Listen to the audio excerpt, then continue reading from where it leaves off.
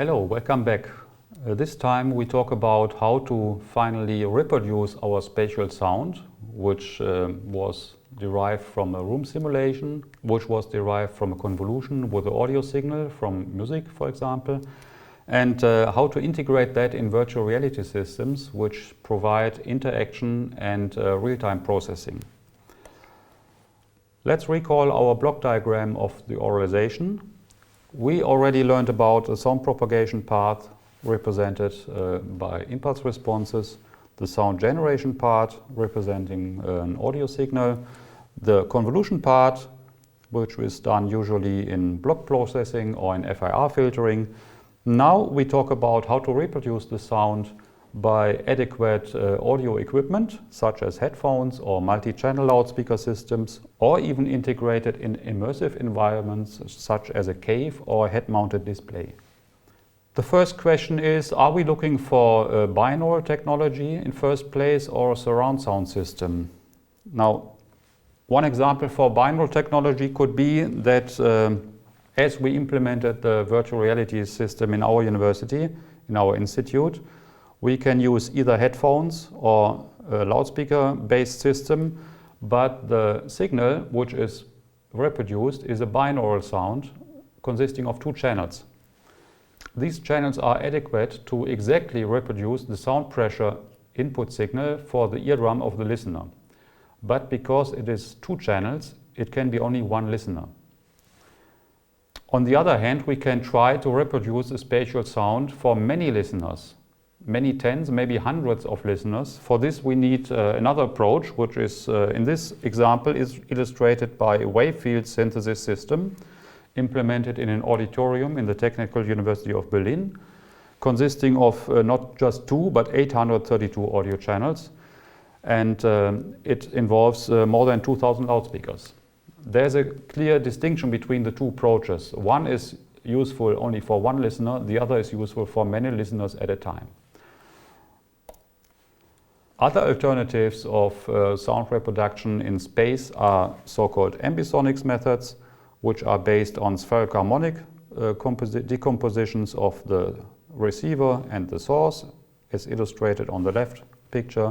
Another option would be a hybrid system consisting of a binaural component represented by the crosstalk cancellation approach, combined with ambisonics, which finally deals with the late reverberation. So many options are possible, and depending on the reproduction room, depending on the wish of the user to create spatial sound just for one listener or for many listeners, this will finally decide which system approach is best suited for the application.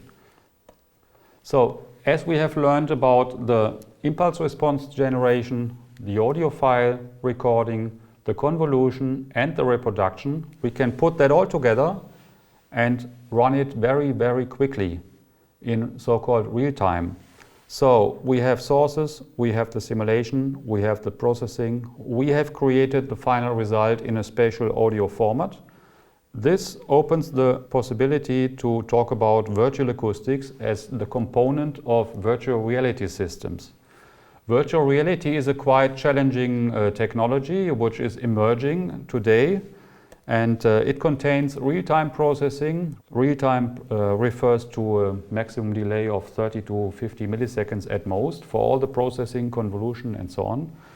It should be multimodal, which means it includes vision and acoustics and maybe tactiles, haptics and other senses.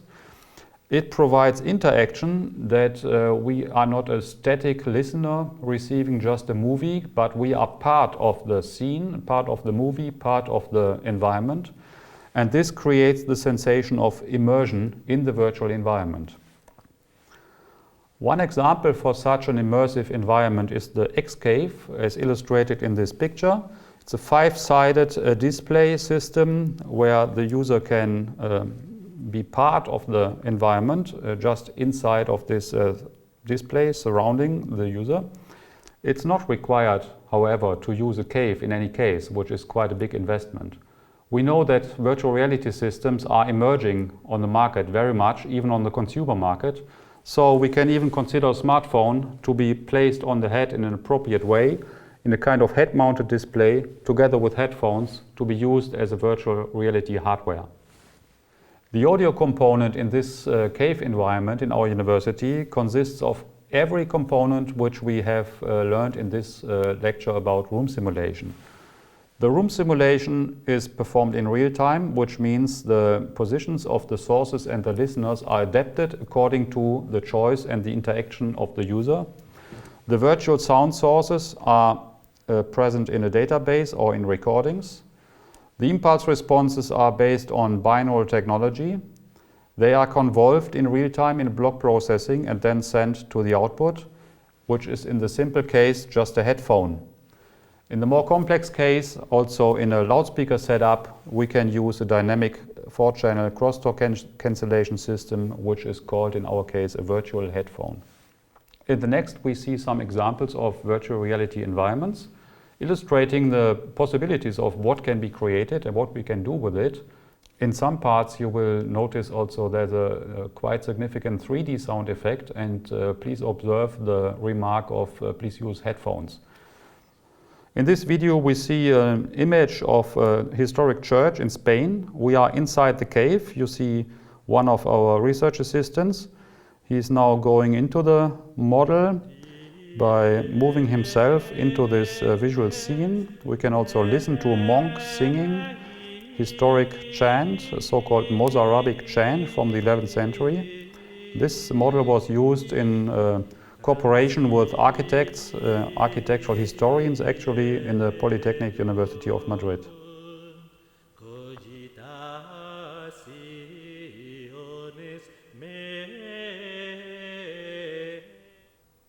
In this video we see a CAD modeling process by using the SketchUp CAD software. So a room is made quickly, even with some steps, and then we can even perform quickly ray tracing. We can attach material properties on the walls. We can identify material characteristics as concerns absorption and scattering. We can also change it.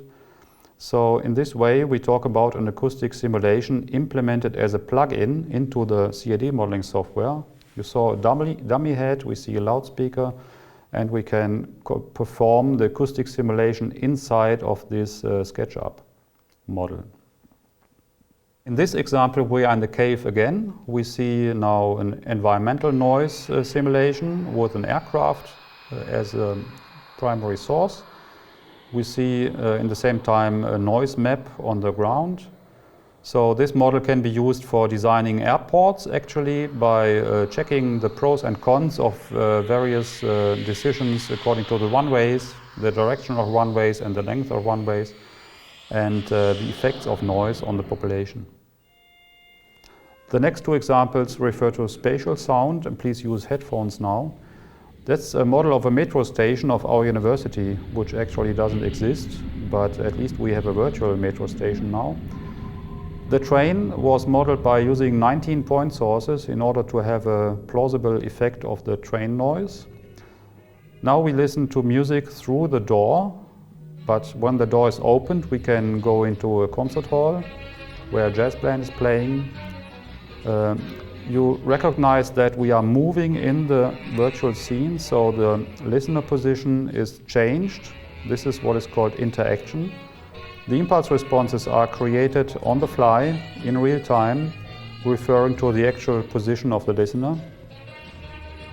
The sound sources were recorded in an anechoic chamber, and they were simulated with the appropriate directivity for each of the sources.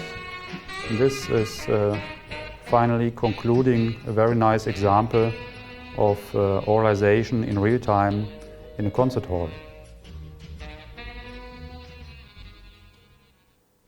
This is a spatial scenario again, so please use headphones.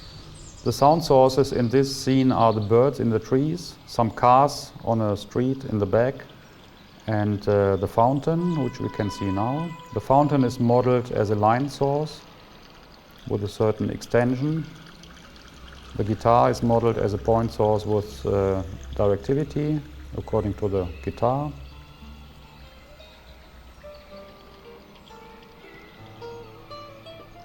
We can also use some noise sources as illustrated by this car which is moving now. When it comes to the dog, please listen to the impression of the size of this environment. And if we move further to this building, we can enter the building. We can listen to the door sliding sound, which was modeled by another distributed arrangement of point sources. And as we go in, we feel like in a building instead of being outside. So to wrap up what we learned in this application of communication acoustics, virtual acoustics and room simulation. We talked about the block diagram of sound generation, sound propagation, sound reproduction, processing by convolution, possibly in real time with the option of integrating our acoustic simulation and auralization in virtual reality applications. And according to the videos, I think they are quite impressive. You can imagine how many applications are available for this. They refer to design in architecture, to sound design of any kind of machines or products, to man-machine interfaces in computer science, to virtual auditory displays in more general applications for learning, for teaching, for leisure. For communication, it can be used for providing telepresence, where groups are discussing with other groups, but quite distant, in a quite distant arrangement.